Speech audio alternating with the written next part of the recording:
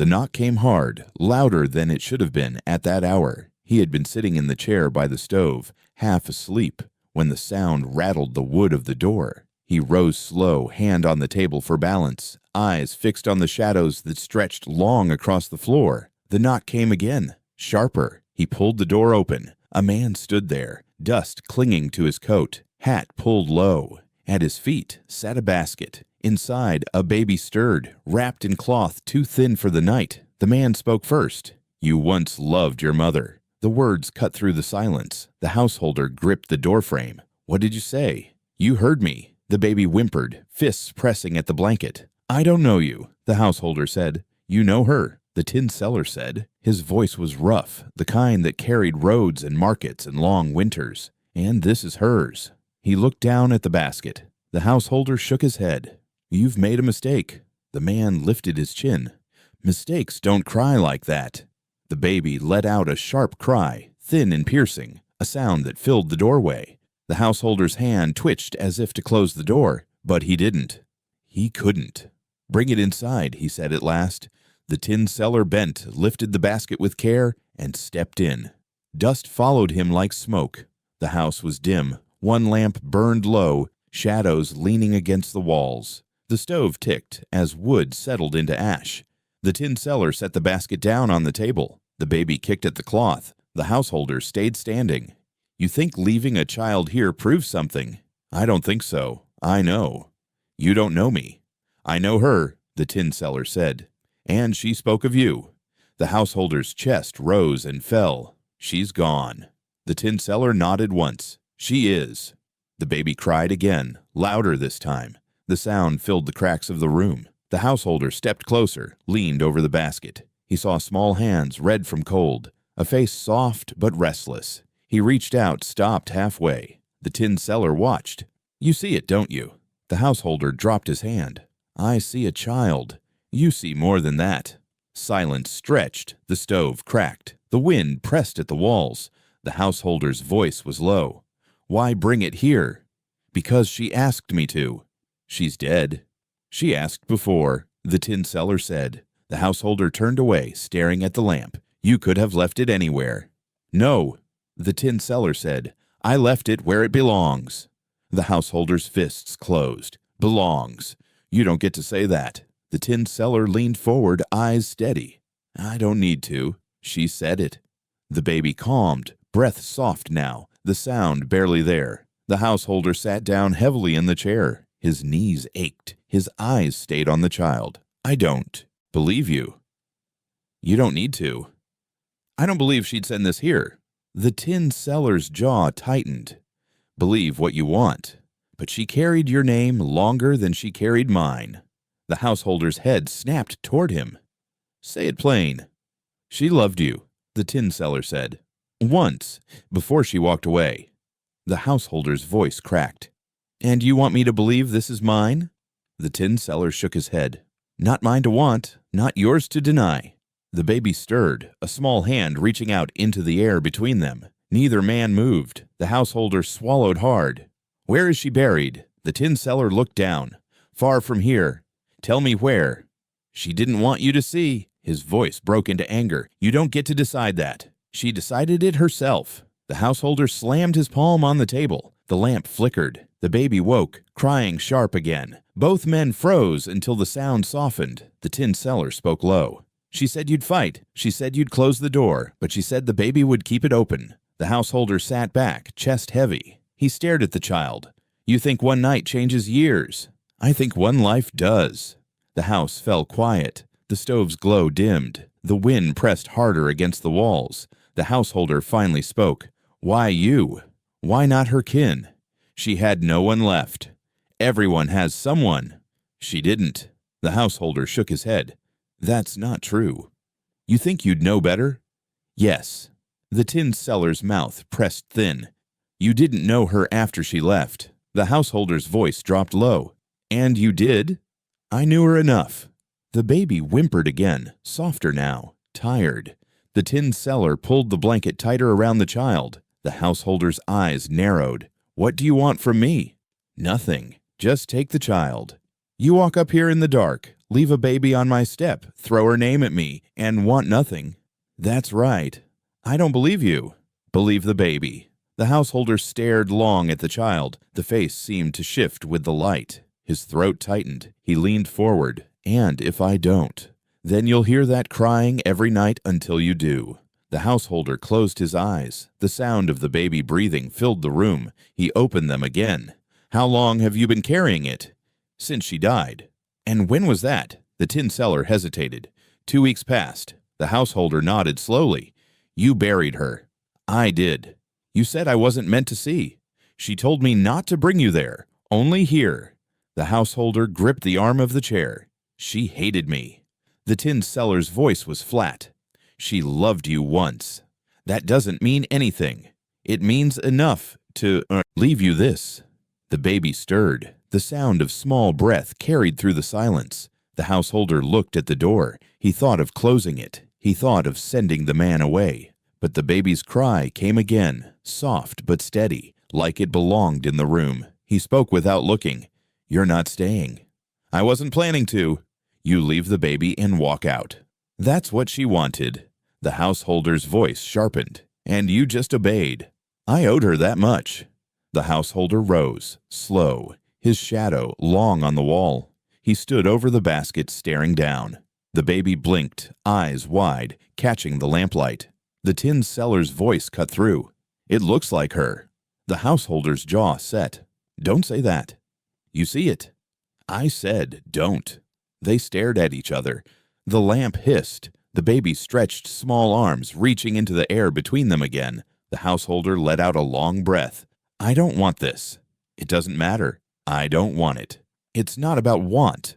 The baby began to fuss, face turning red. The sound grew sharp, bouncing against the walls. The householder bent, finally lifting the basket. He held it clumsy, arms stiff. The baby cried harder, then quieter, then looked at him with eyes too clear for the night. The tin seller stepped back. There it is. The householder shook his head. I don't know what I'm supposed to do. Keep it alive. That's all? That's all. The baby settled against his arm. The tin seller reached for the door. I'll be gone by dawn. The householder's voice came quiet. And if I don't let you, you will. The door opened. Cold air swept in. Dust rose around the man. The householder clutched the basket, eyes fixed on the child. The tin seller stepped into the dark. The baby's breathing filled the silence left behind. The door didn't close. It never could. The baby's breath filled the room, soft and steady, rising above the silence that held both men in place. The tin seller stood near the door, hat still low, his coat shedding dust in the lamplight. The householder kept the basket close, eyes fixed on the small face inside. Neither spoke until the stove cracked, breaking the quiet like a snapped bone. The tin seller's voice came first. Her name was Clara. The householder's hands tightened on the basket. Don't. You once loved her. He looked up fast, anger sharp in his face. You don't know a damn thing. I know enough. You don't say her name here. I already did, the tin seller said. His voice didn't rise. And you heard it. The householder shook his head. She's gone. That doesn't change it. The baby stirred, small breath catching, then settling again. The sound made the air heavier. The householder set the basket on the table and stood over it, shoulders tense. She left, years back. Nothing ties her here anymore. The tin seller stepped closer. Except that child. The householder shot him a look. You're saying it's mine. I'm saying it's hers. That's not the same. The tin seller nodded slowly. It's enough. The householder leaned over the basket. The baby blinked, eyes cloudy but open, as if trying to place him. He stepped back. You think a look proves anything? You don't need proof. You already know. His jaw tightened. You think you can walk in here and tell me what I know? I don't need to tell you. Your face told me when you opened the door. The householder turned toward the stove. He pressed his hand to the chair's back, steadying himself. She never came back here, not once. She talked about this place. She hated it. She hated what it did to her, not you. That's the same thing. The tin seller shook his head. Not for her. The baby whimpered, a weak sound that rose and fell, pulling both men's eyes back to the basket. The householder reached to adjust the blanket, then pulled back before touching it. The tin seller spoke again. She carried your name. She carried plenty. She carried it longer than you think. The householder spun around. And you'd know? I was there after you weren't. The householder's voice cracked. And what makes you think she loved you? I don't. The tin seller's face was steady.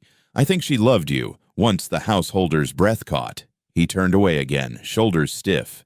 The baby sighed, a soft exhale that filled the space like a clock ticking. The tin seller stepped closer to the table. She wanted you to have the child. She never wanted me to have anything. She wanted you to have this. He stared at the flames inside the stove. And if you're wrong, then the baby still breathes. The words hit hard. The householder closed his eyes for a moment, then opened them again. Why didn't she tell me herself? She couldn't. She chose not to. No, the tin seller said. She died before she could. The householder's chest rose, slow, heavy. He lowered into the chair, hands gripping his knees. When? 2 weeks ago. And you waited. I buried her first.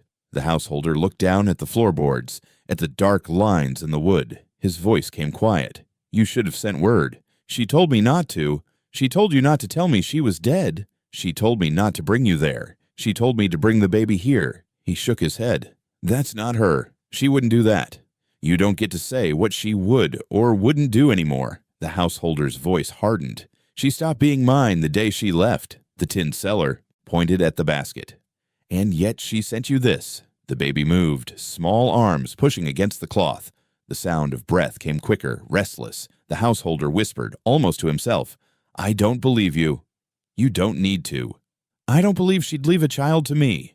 Then believe the child itself. The tin seller said. The householder leaned forward, elbows on his knees. His voice was rough. Tell me what you're after. Money? Shelter? Some claim her name? I'm after nothing. I'm leaving. You walk in here with a basket and a story and want nothing. That's what I said. You're lying. The tin seller's voice stayed calm. I carried her words. That was enough. The householder rose again, pacing the small space between stove and table. His boots scuffed the floor. She hated me. You don't know how much. She didn't hate you. You weren't here. And you weren't there, the tin seller said. The baby's breathing deepened, slow now, soft as sleep. Both men lowered their voices without thinking. The householder stopped, turned, stared at the tin seller. Where's the proof? The tin seller nodded at the basket. Sleeping in front of you. That's no proof. It's the only proof that matters. The householder's eyes flicked back to the child. His voice broke low. It doesn't look like me. It looks like her. He shut his eyes hard. Don't. You see it. You can't help it. The householder's voice snapped. You don't say her face in my house. It's already here, the tin seller said. In that crib. In the breath you keep listening to. The householder gripped the edge of the table. His knuckles whitened. The tin seller leaned closer. You once loved your mother. That doesn't die just because she did. His voice rose sharp. It did for me. The baby stirred again, a soft cry breaking into the room. Both men froze, waiting for the sound to pass. The child shifted, then settled back into breathing. The tin seller's words came quieter. You can't close the door on her. Not now. The householder stood still, shoulders drawn tight. His voice was little more than a whisper. I already did. No, the tin seller said. You only thought you did. The householder sank back into the chair, staring at the floor. The baby's breathing filled the silence, steady, unyielding. The tin seller adjusted his coat, straightened. She didn't want you to forgive her. She wanted you to keep the child alive. That's all. The householder lifted his head, eyes sharp again. And if I don't, then you'll carry the weight of letting both of them die. The words landed hard. The householder's chest heaved once. He looked at the basket. The child's breath rose, fell, rose again. The tin seller reached for the door. Cold air seeped through the cracks. She left you this. I'll be gone by dawn. The householder didn't move. He didn't speak. His eyes stayed on the child, listening to every breath as if it were the only sound left in the world. The tin seller opened the door, letting the dark press in. He looked back once. You once loved your mother. Now I love what she left." The door closed behind him. The house was silent, but for the child's steady breathing, filling the space, carrying the weight of all that had been left unsaid. The door stayed open longer than it should have. The wind pressed in, carrying dust that clung to the tin seller's coat as he stepped past the threshold. His boots struck the worn floorboards. The householder moved slowly, shutting the door behind him, though not all the way. Cold air still bled through the crack. The baby's basket rested on the table, small and plain, cloth tucked close around the child. The tin seller dropped his bag beside the chair and sat without asking. The chair groaned like it hadn't carried weight in years. The householder stood across the table. He didn't sit. He kept one hand on the back of the chair, the other on the edge of the wood. His eyes stayed on the baby. The tin seller broke the silence. "You gonna look at me, or just at her?" The householder's jaw worked. "Why are you still here? You opened the door. That was enough. I should have shut it." "You didn't." The baby stirred, letting out a sound small but sharp. Both men turned toward it. The tin seller leaned forward. "It cries like her." "Don't. You hear it. You know." The householder's voice came rough. "I don't want to know." "That's not how knowing works." The householder looked at him then, hard. "You like stirring up rot?" "I carried it here. I didn't make it." "Carried what?" "The truth." The householder laughed once, bitter and short. "Truth's a story told by whoever's loudest." "Not this one," the tin seller said. "This one breathes." The baby's breath came soft, steady. The house seemed to move with it. The householder pushed the chair aside and began pacing. "She left me. She made her choice. She walked." The tin seller watched him. "You let her." "She didn't ask me." "She didn't have to. You stayed here while she left carrying more than your name." The householder's shoulders stiffened. "You speak like you know her." "I knew what she carried." "You knew half of her. I knew it all." "Then why did she leave?" The householder stopped, turned. "Because she hated me." "No," the tin seller said, calm. "She hated what this place did to her. She hated the silence in these walls." The stove cracked. Dust floated down in the lamplight, settling on the table, on the baby's blanket. The householder sat finally, lowering himself into the chair. Across from the tin seller, his voice was flat. "Tell me what she said." The tin seller leaned back. "She said your name like it burned her, and she said it softly, like it saved her.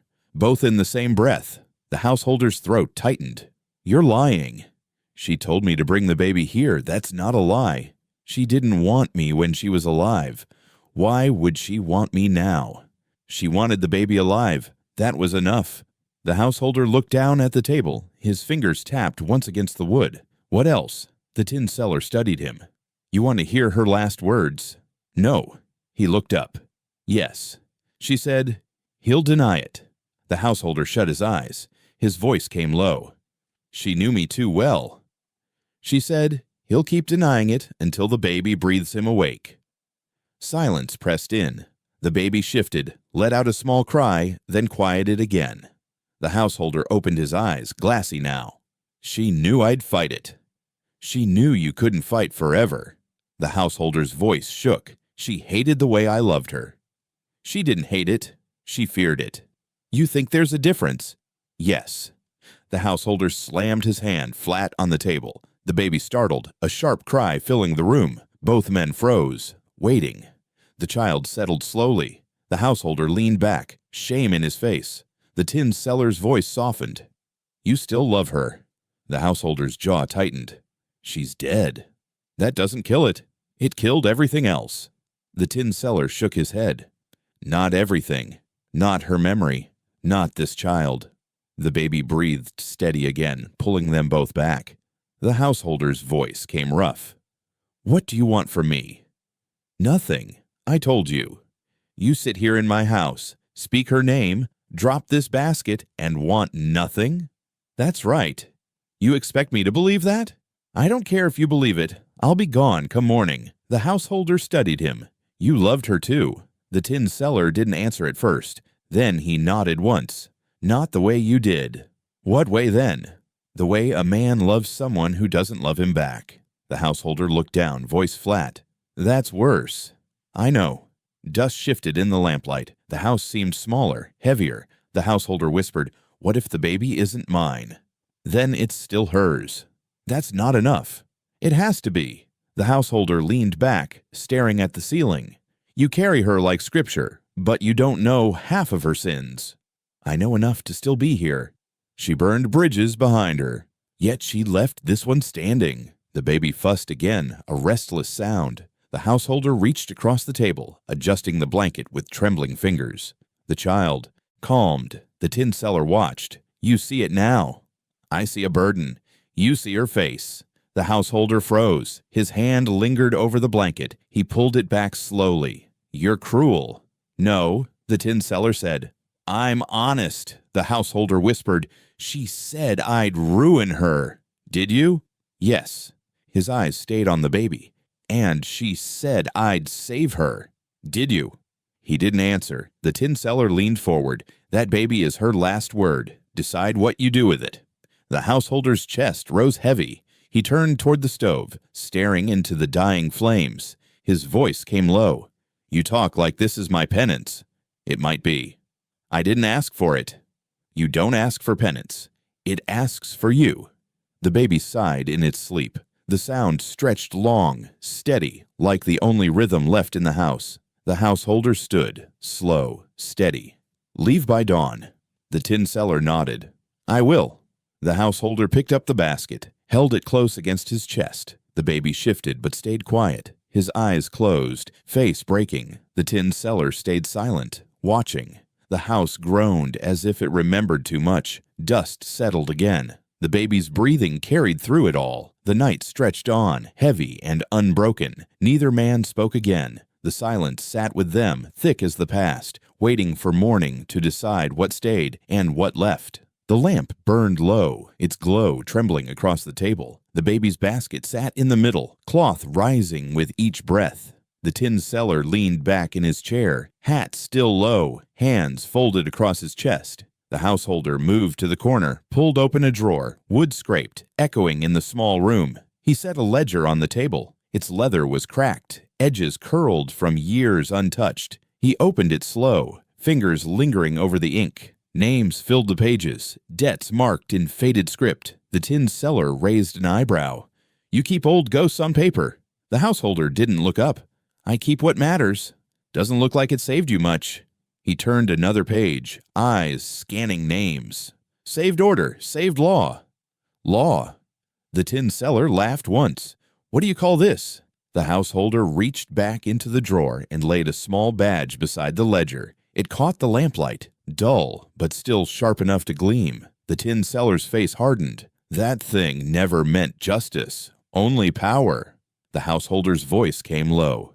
"It meant control. That's all any man can ask for." "Control over who?" "Everyone who thought they could take without paying. Everyone who thought they could walk free." The tin seller shook his head. "That's not law. That's you writing your own gospel." The baby stirred, a soft cry breaking into the room. The householder reached to steady the basket, brushing the blanket back over. The child, his hand lingered longer than before. The tin seller smirked. "Funny. You can't hold a name steady on paper, but you try to hold a baby like it proves you righteous." The householder's eyes narrowed. "What do you know of righteousness?"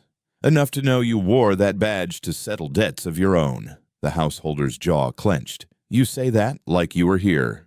"I heard the stories. Towns don't forget men who write names and call it justice. They forget quick enough when someone else comes louder." "Not about you," the tin seller said. "Not about her." The householder froze. "Don't tie her to this ledger." "She was already tied to it. Her name's in there, isn't it?" The householder looked down at the page, eyes tightening. He turned it, shut the book, pushed it aside. The tin seller leaned forward. "There it is. She owed you, didn't she?" "She owed herself." "That's not what the ink says." The householder's hand closed around the badge. "This meant she was safe." The tin seller scoffed. "Safe? From who? From you?" The householder's voice cracked. "From this place, from the men who take her apart if they could." "And yet she still left." The baby whimpered louder now, crying soft but restless. The householder bent quickly, hand trembling as he rocked the basket. His voice softened. "Hush now, hush." The tin seller watched. You never spoke that softly to her, did you? The householder's head snapped up. You don't know what I said. I know enough. You know nothing. I know she feared that ledger more than any man in town. The householder's eyes burned. She feared herself. She feared you'd keep her name bound. His hand gripped the badge tighter. I didn't do anything. I tried to keep her here. She didn't want to be kept. The householder slammed the badge on the table. It rattled against the ledger, the sound sharp enough to make the baby cry harder. The tin seller raised his voice over the wail. That's the truth, isn't it? You loved her, but you loved the badge more. The householder reached into the basket, lifted the baby against his chest. His voice broke. Don't you dare say that. The tin seller leaned back, quiet now. You never could choose between being a man and being the law. The baby's cry softened, small breaths pressing against the householder's shirt. His shoulders eased. The tin seller stared at him. That ledger will outlive you, but this child won't outlive the truth. The householder sat back down, baby still in his arms. He set the badge aside, far from the basket. His voice dropped. The truth's already buried. The tin seller shook his head. Not while she breathes through that child. The householder's eyes closed. She never wanted me to raise her. She wanted you to carry what she couldn't. He opened his eyes again, staring down at the baby. I carried enough. You carried the law, the tin seller said. Not love. The baby stirred, pressing tiny fists against the householder's chest. He rocked slightly without realizing it. The tin seller's tone sharpened. Tell me this. If her name's in that ledger, what debt did she owe you? The householder looked at the closed book, face shadowed. Too much. That's not an answer. That's all you get. The tin seller stood, leaning over the table. Say it, out loud. What did you take from her? The householder rose too, clutching the child. His voice was harsh. I took nothing. You took her freedom. I tried to give her a home. You gave her a cage. The house fell into silence again, broken only by the baby's steady breath. The tin seller sat back down, exhaling slowly. That badge means nothing now. That ledger means less. The only thing that matters is what you do with her. The householder didn't answer. He walked to the stove, holding the baby close, letting the heat warm her. The tin seller spoke low. She'll grow. She'll ask. You'll need to decide if you hand her a badge, a ledger, or the truth. The householder stared at the flames. What if I have nothing left to give? Then you give her the silence, but she'll hear it louder than words. The baby yawned, soft and small, her eyes fluttering shut. The householder carried her back to the table, setting her down in the basket again. The badge sat in the lamplight, dull and heavy. The ledger loomed beside it. He looked at both, then at the child. His hand twitched toward the badge, then stopped. The tin seller watched him closely. You can't hold both, the householder whispered.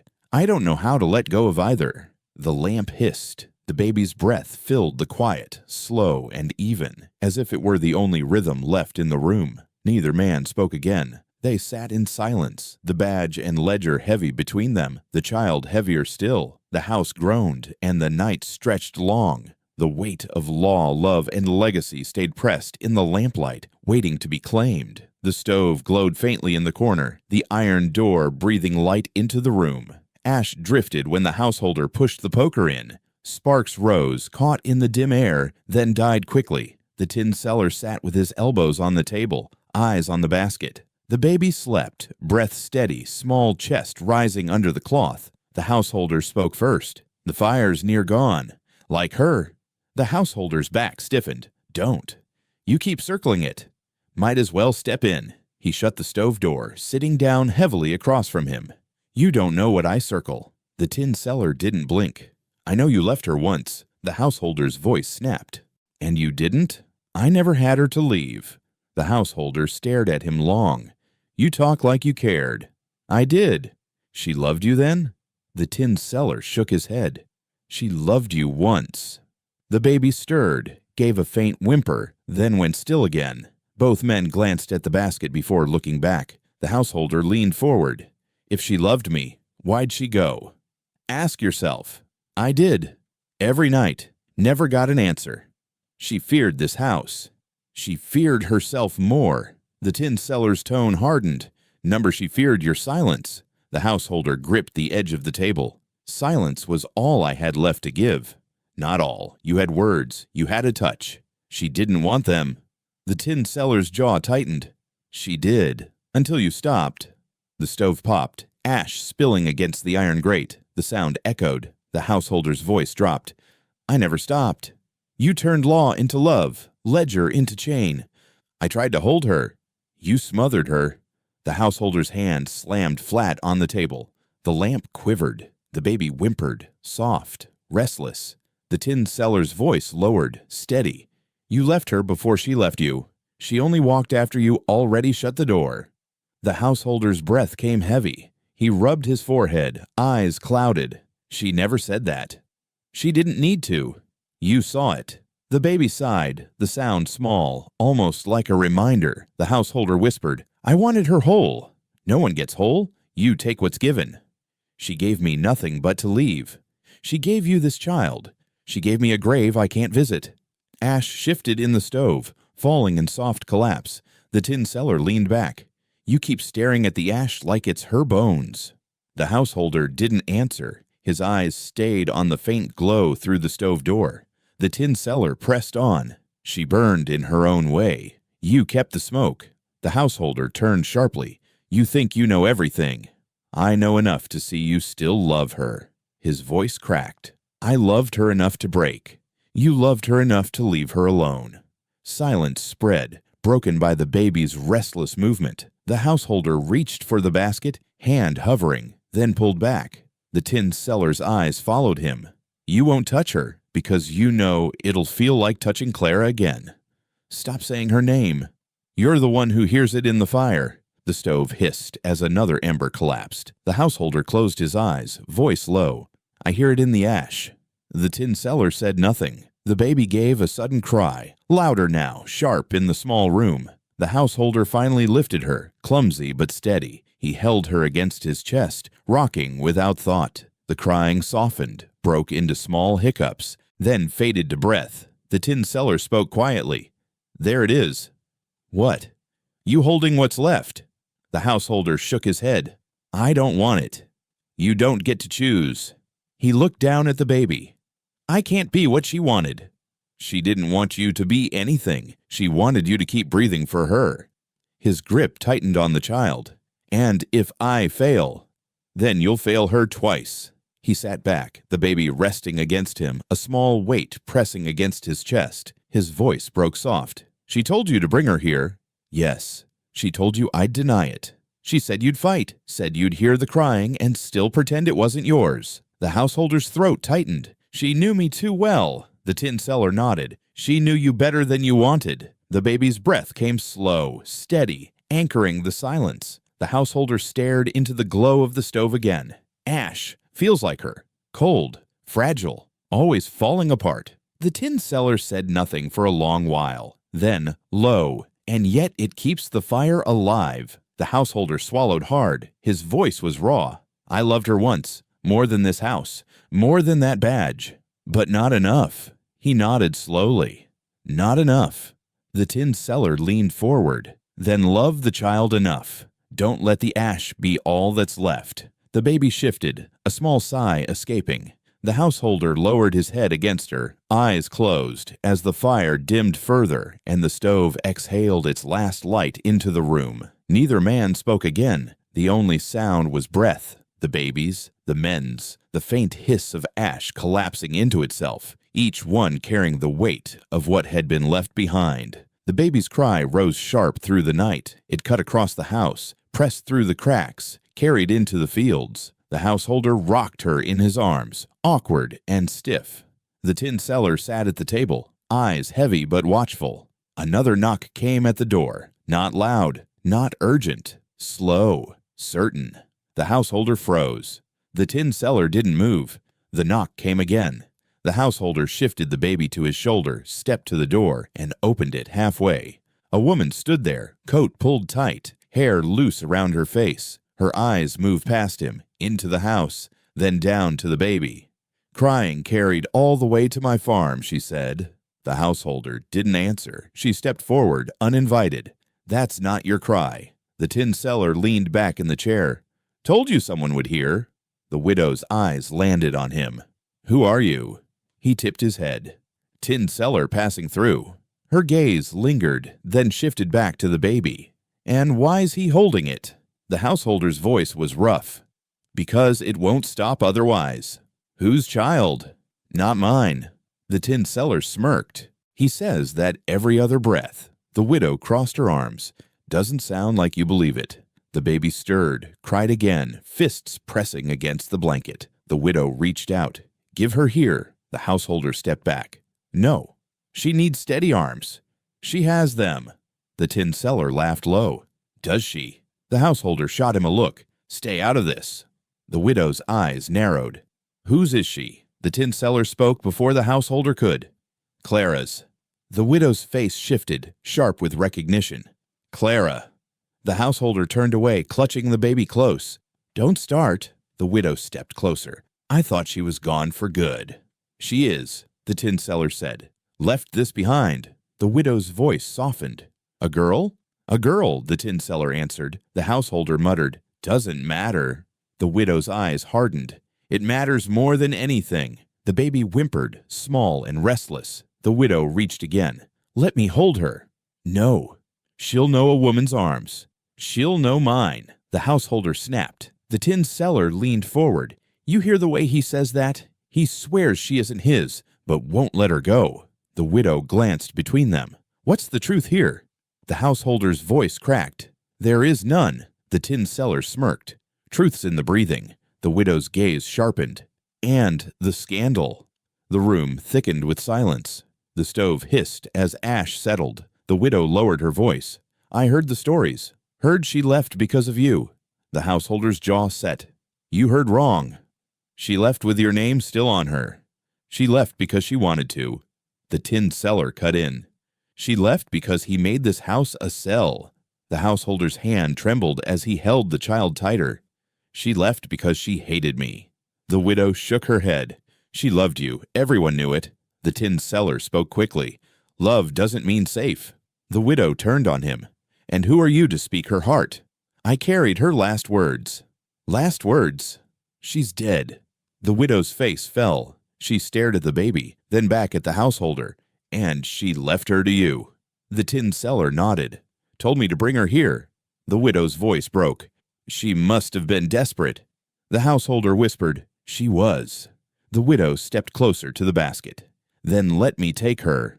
Both men answered at once. No. The widow's eyes flared. You'd keep her here in this dead house? The householder barked. Better here than dragged through gossip. She'll drown in your silence, the widow said. She'll breathe, the tin seller murmured. The widow's gaze lingered on the child, then lifted. She looks like Clara. The householder turned away. Don't. She does. Anyone with eyes can see it. The tin seller nodded. I told him the same. The householder's voice cracked sharp. Shut your mouths. The widow's tone softened again. You're afraid. I'm not. You are. Afraid she'll grow into Clara's face. Afraid she'll ask the questions you can't answer. The tin seller smirked. Afraid she already has his eyes. The householder slammed his hand on the table. The lamp rattled. The baby whimpered, but he rocked her quickly, muttering, Hush, hush now. The widow's voice was firm. If you can't face her, let me raise her. The householder's head snapped. No one takes her. The tin seller grinned. Funny, the first thing he said was that she wasn't his. Now he guards her like gold. The widow studied him. You're not staying, are you? The tin seller shook his head. I'll be gone by dawn. And you'll leave her to him?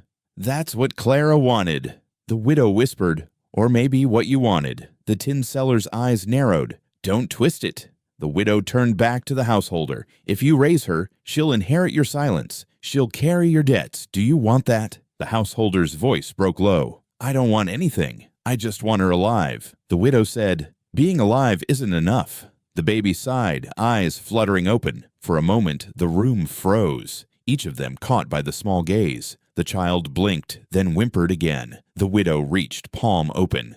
Let me. The householder clutched tighter. No. The tin seller's voice was steady. "You can't both fight over her. She'll choke on it." The widow whispered, "Then choose." The householder's voice was flat. "She stays." The widow stared hard at him. "Then you better learn to speak, because silence won't raise her." The room fell still. Only the stove groaned, the ash collapsing in faint sighs. The baby's breathing grew even again, pulling every ear back to her rhythm. The widow stepped back toward the door, her coat brushing the frame. Her eyes lingered on the child. "Clara's not gone. She's right there. Don't let her vanish twice." The householder said nothing. The tin seller muttered, "She won't." The widow gave one last look, then stepped into the night.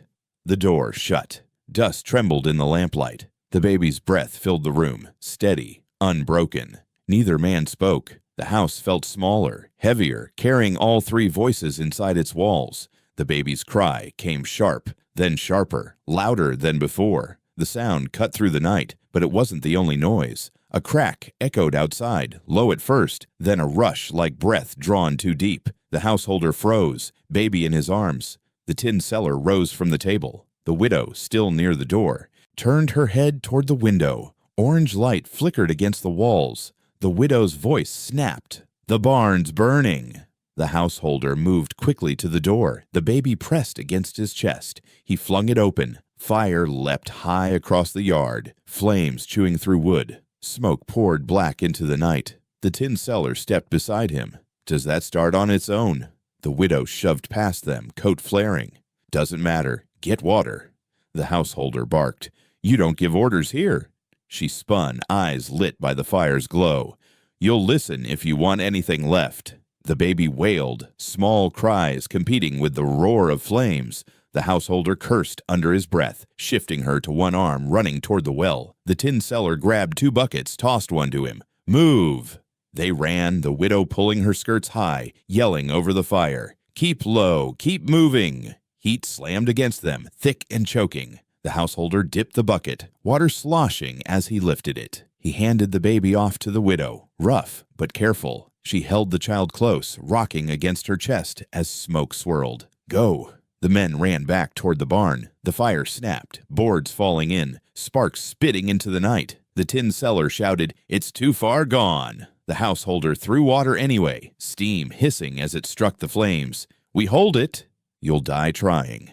"Then let it take me." The tin seller caught his arm. "And leave her again." The householder ripped free. "I already did once." The baby's cries carried over the fire, thin but unrelenting. The widow's voice cut through.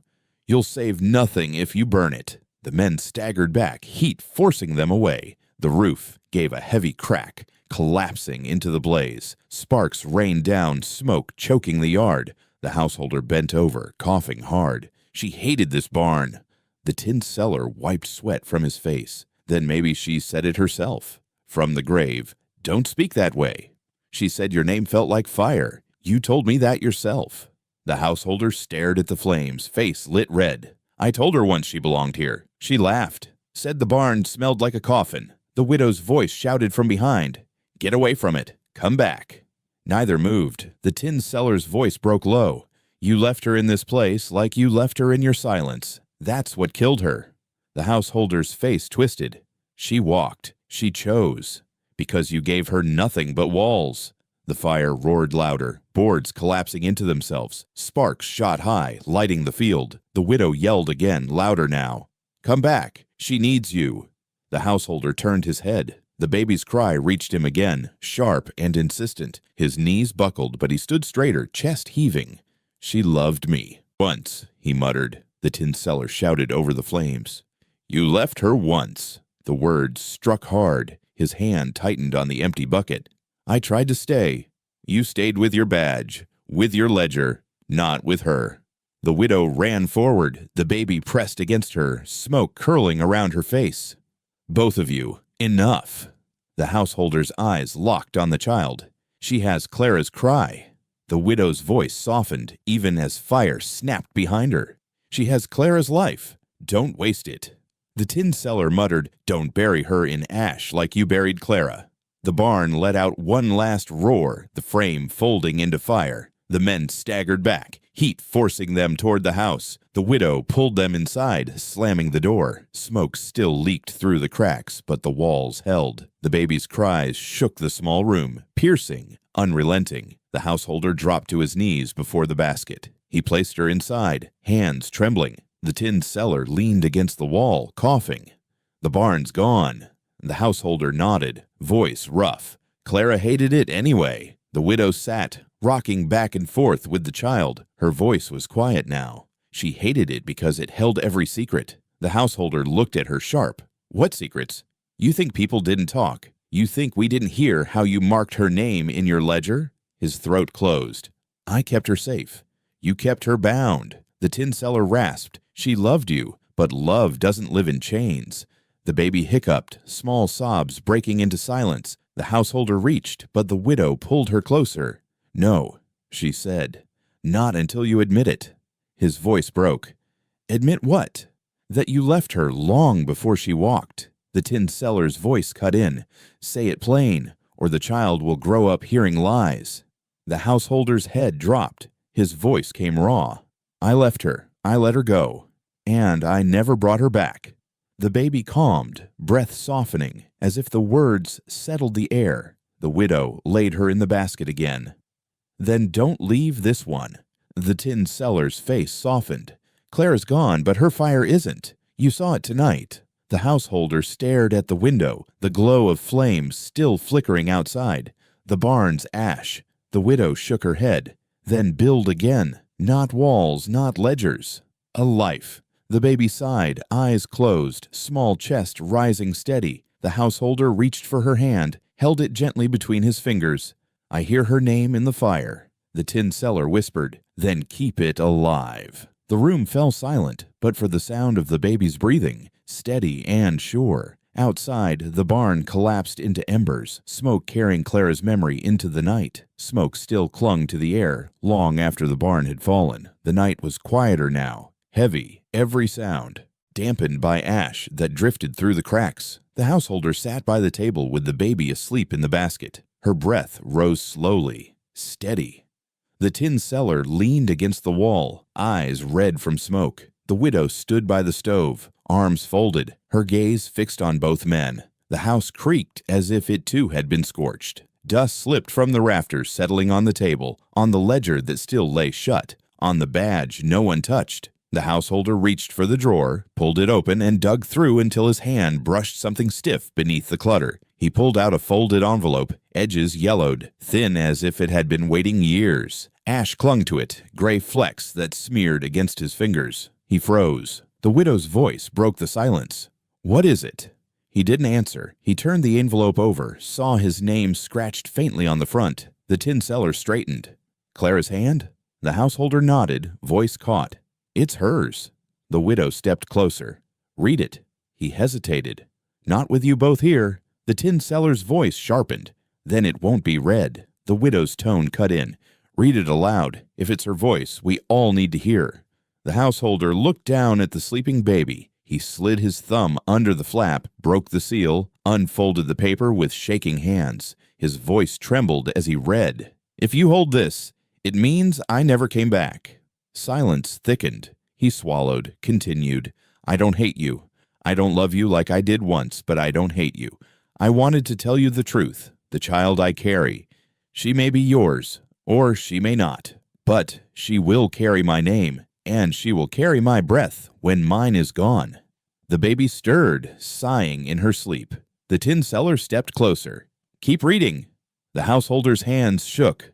I was never free here, not with your ledger, not with your silence. But I wanted you to know I remembered how you once looked at me before the badge, before the barn.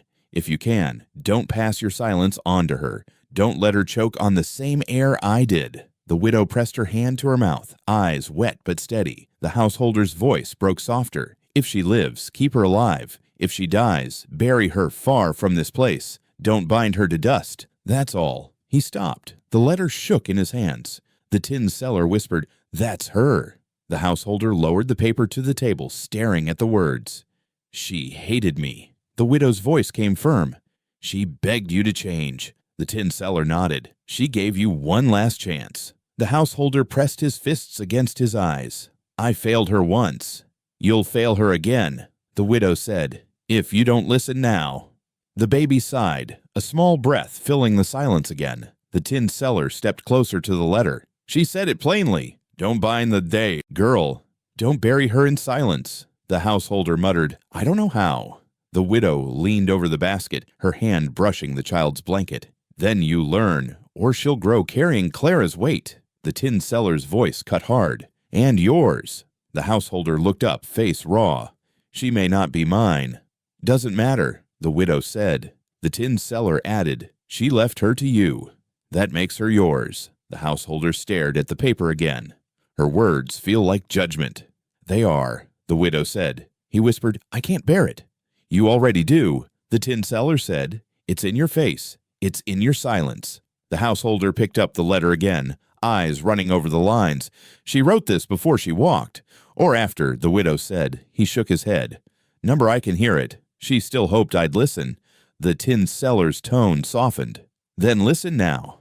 The householder's hands lowered. He looked at the baby, sleeping unbothered by any of it.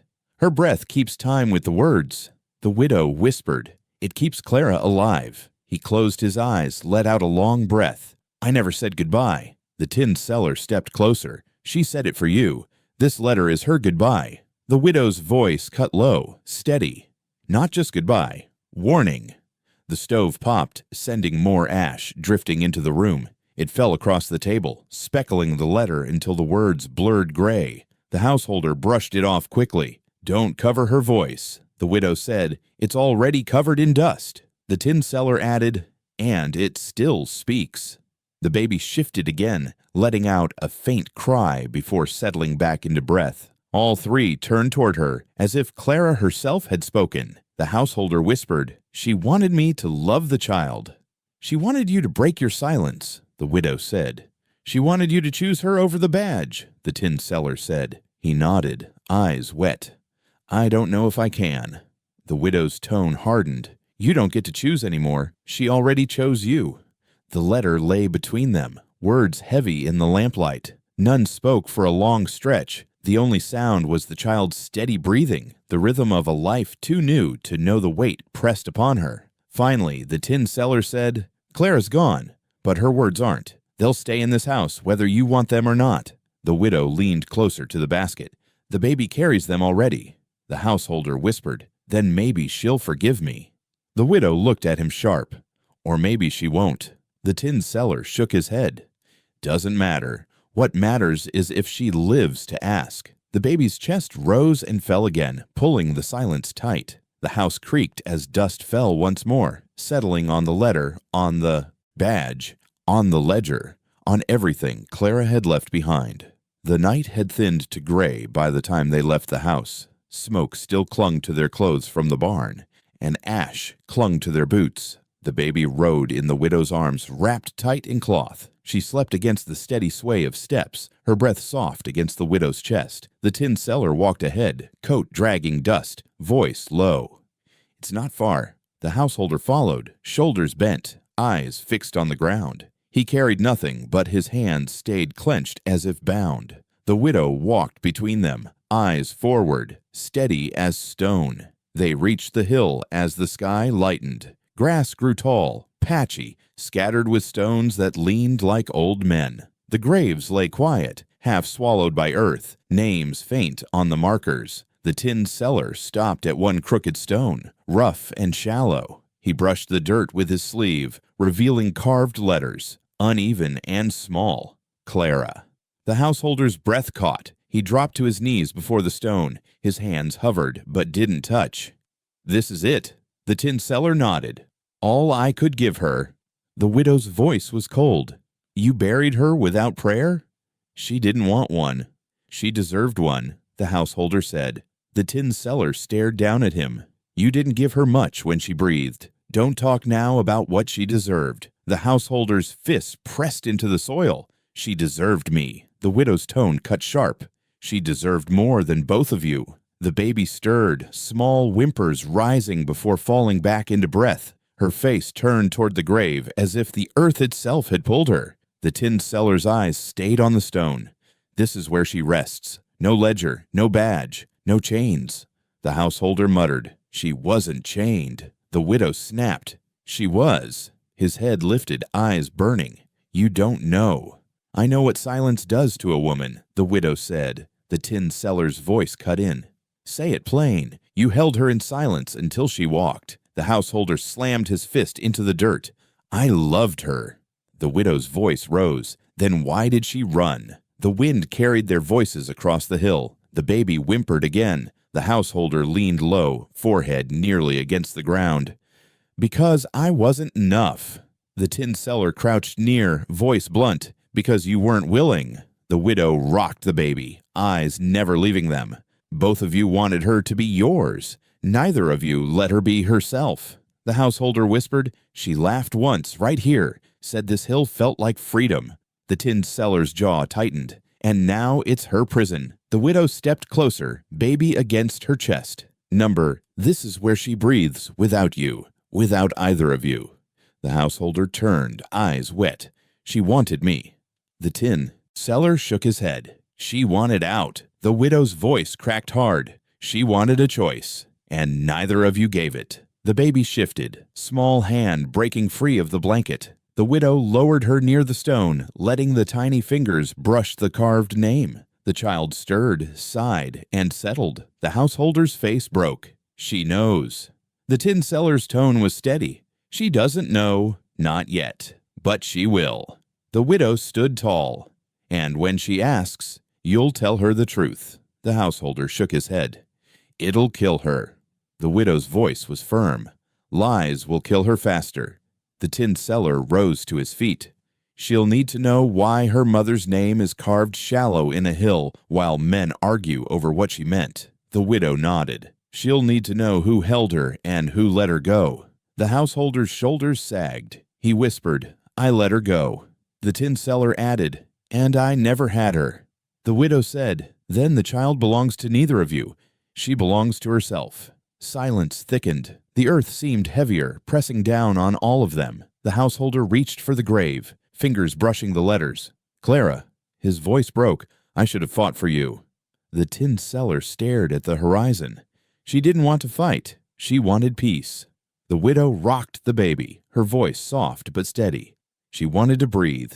Give that to the child. Nothing else. The baby stirred once more, then fell quiet again. The three stood in the gray morning, the grave between them, earth unyielding, memory heavier still. The hill still pressed heavy on their backs when they returned to the house. The grave had followed them in silence, clinging like dust. The baby lay awake now in the basket, wide eyes open, quiet as stone. The lamp burned low, its light trembling across the table, where the badge and ledger still sat untouched. The householder dropped into the chair, shoulders hunched. The tin seller leaned against the wall, arms crossed. The widow placed the basket on the table, between them all, and stepped back.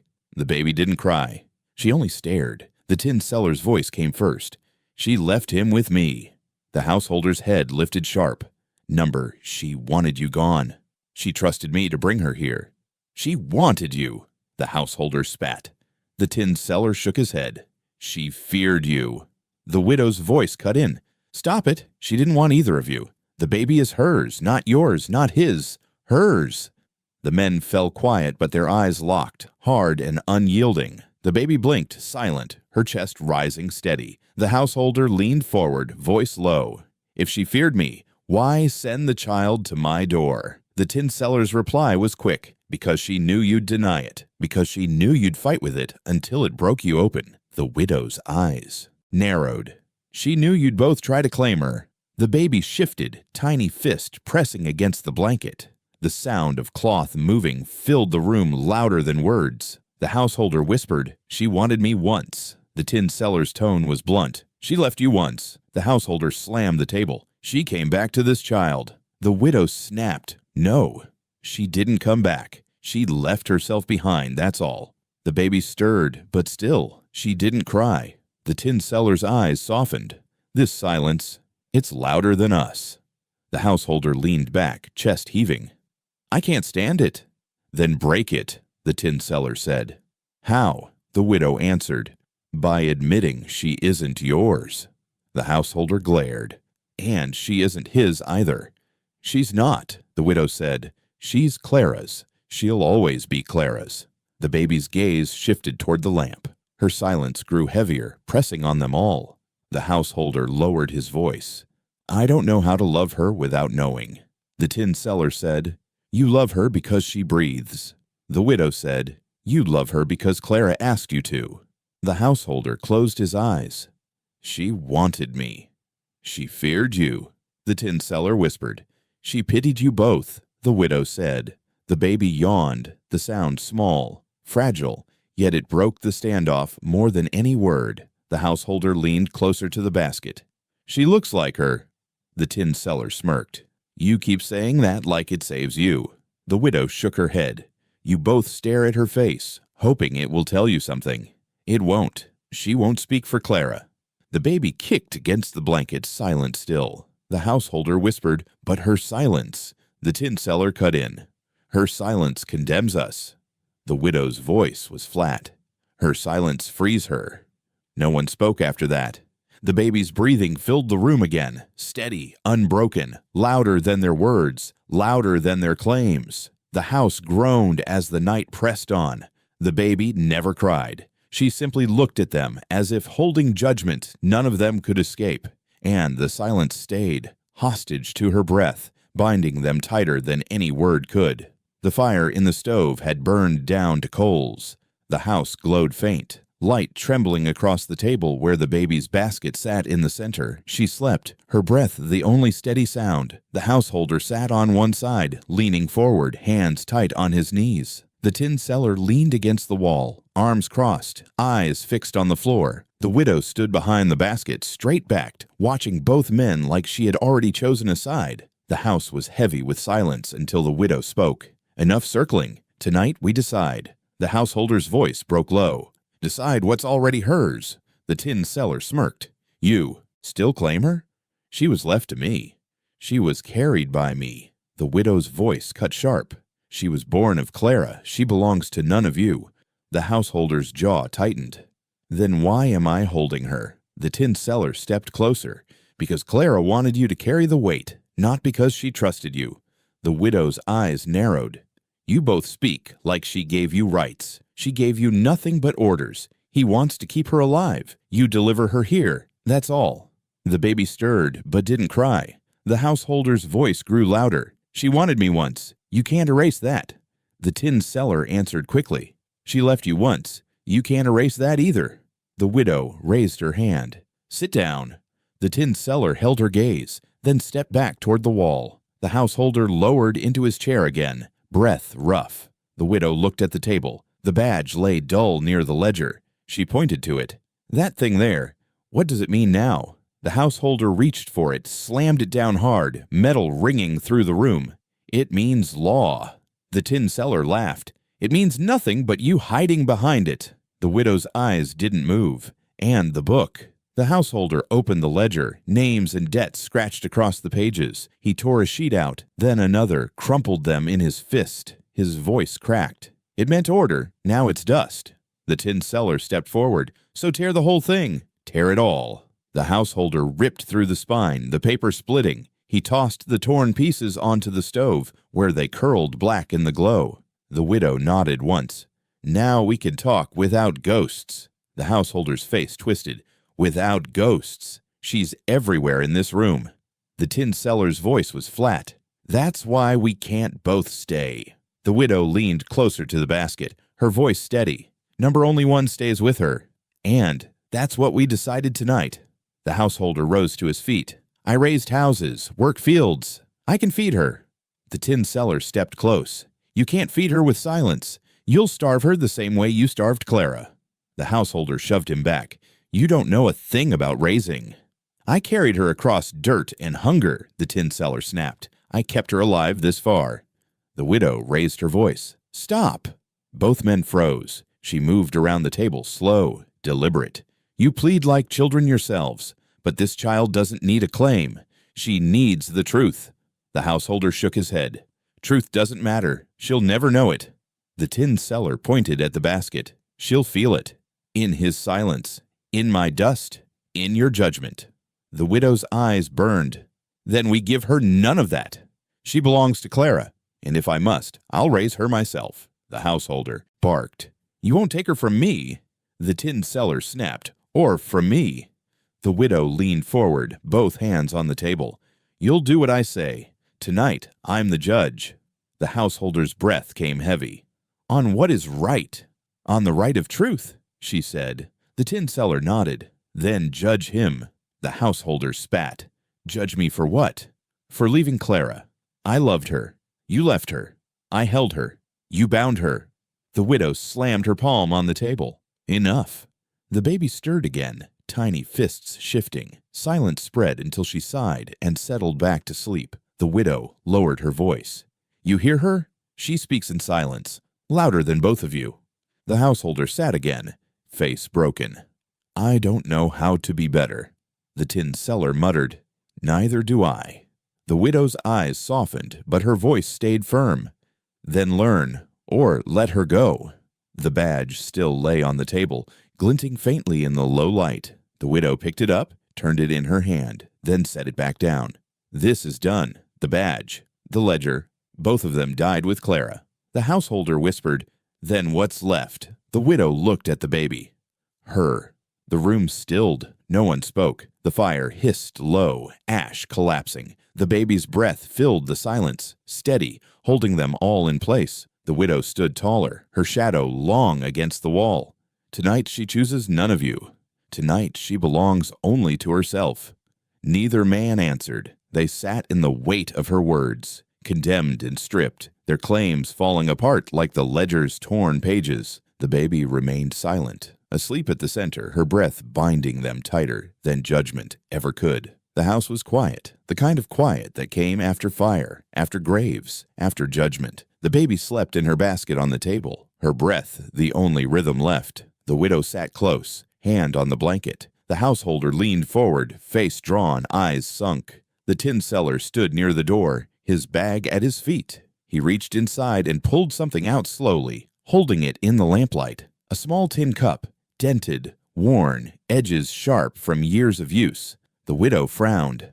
"What's that?" The tin seller's voice was steady. "Clara's." The householder stared, breath caught. "You lie." "I don't." The householder rose, shaky. "Where'd you get it?" "She gave it to me before she died. Said if you doubted, show you this." The householder's jaw worked. "That's not hers." The tin seller held it higher. "You know it is." The widow leaned closer to the table. "Why this cup?"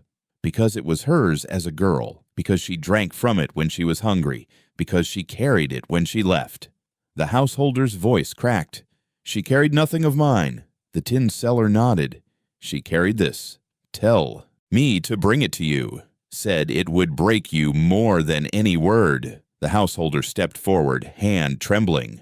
"Give it." The tin seller hesitated, then placed it in his palm. The householder closed his fingers around it. His face shifted, hard lines collapsing. He sank back into the chair, clutching the cup like it might cut him. The widow's eyes softened.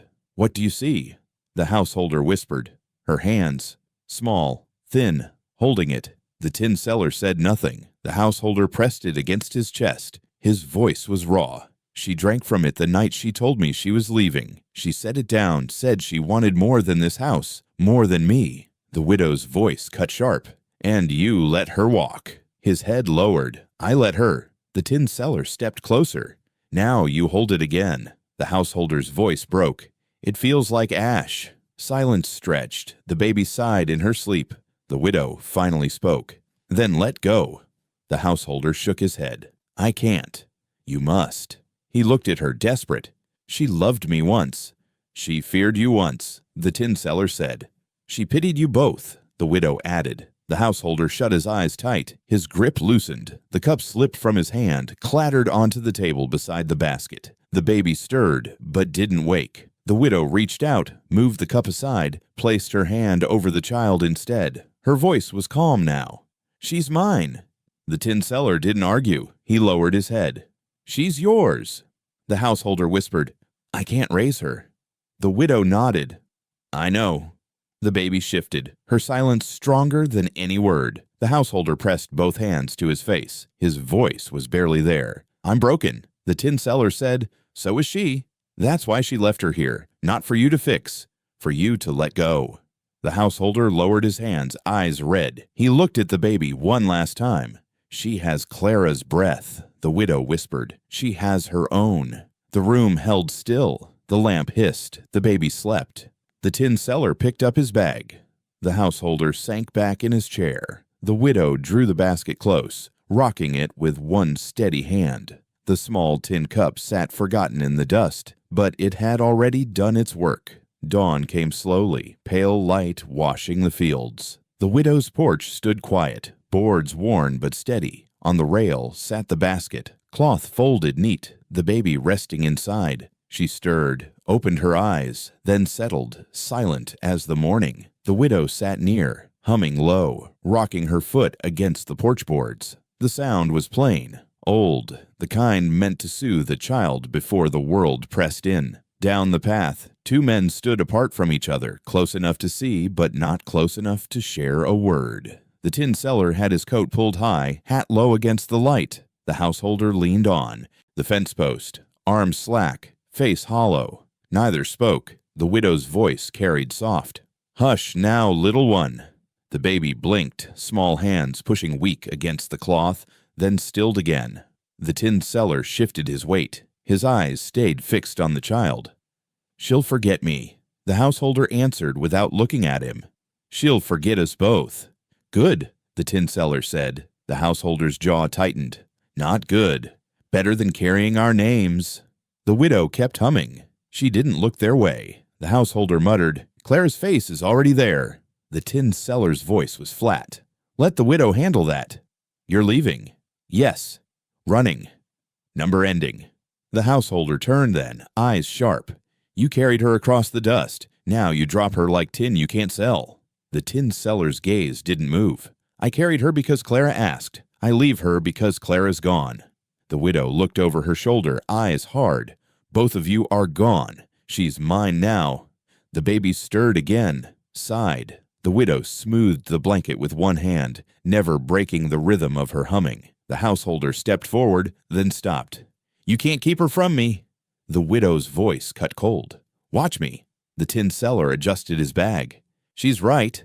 The householder's fists clenched. "You're quick to give her away." "She was never mine to give," the tin seller said. The householder spat into the dirt. "You're a coward." The tin seller finally looked at him. "And you're hollow." They stood in silence again. The baby's breathing filled the space between them. The widow began humming louder, as if to drown their words. The householder's voice cracked. "Clara wanted me once." The tin seller shook his head. "She wanted freedom." The widow snapped. "She wanted this child alive. That's all. Stop making her want what she never asked for." The men froze at the sharpness of her voice. The baby's eyes opened wide, catching the dawn. She stared at nothing, then closed them again. The tin seller dropped his bag to the ground, knelt and opened it. He pulled out nothing but dust, clothes worn thin, scraps of metal. He shut it, rose, and slung it over his shoulder again. His voice was low. "I'm done." The householder turned. "Where will you go?" "Nowhere." "You'll vanish." "Yes." The widow said, "Good." The tin seller lifted his eyes one last time toward the basket. "Clara's breath lives there. Don't choke it." The householder didn't answer. The tin seller walked slowly down the path. Dust rose under his boots, swallowed him step by step until he was nothing more than a shadow in the morning. The householder stayed by the fence. His shoulders sagged, his face empty, his eyes locked on the basket. The widow rocked the rail, still humming. "Go home," he whispered. "This was my home." "Not anymore." The baby shifted, fingers curling around the edge of the blanket. The widow said, "She's safe. That's enough." The householder lowered his head. His voice broke. "It's not enough. It has to be." The sun climbed higher, light spilling across the rail. The baby's face glowed soft, untouched by the words that had weighed the night. The householder turned, walked slowly to the edge of the yard. He didn't leave, but he didn't move closer either. He stood, a figure emptied, haunted by everything left unsaid. The widow's humming carried on, low and steady, wrapping the child in sound. The basket stayed on the rail. The baby breathed in silence, and the morning held them all, unyielding. The morning had stretched into pale light. The widow stood on her porch with the baby still in the basket. She hummed, quiet, her voice almost lost to the breeze. The child stirred once, whimpered, then slipped back into sleep. The householder lingered at the edge of the yard. His boots sank in the soft dirt, his shoulders bent, his face drawn hollow from the night. The tin cellar was gone, vanished into dust, leaving no trace but the silence that followed him. The widow's eyes lifted. "Go." The householder didn't move. His voice came low. "She's still mine." "She was never yours," the widow said. "She's Clara's." His hands clenched, then loosened. "I can't walk away." "You already did," she answered, "years ago." The baby shifted, a small cry rising, cutting the space between them. The householder stepped forward, then stopped. The widow shook her head. "Don't." His voice broke. "Let me hold her once more." The widow laid her hand on the basket. "Number you'll break again, and she'll feel it." He stared at the ground. "What am I now?" "Empty," she said, "like the fields." The baby's cry grew softer, settling into breath. The householder took a slow step back. His voice carried rough. "I buried the badge." "Good." "In the ash," he added, "where it belongs."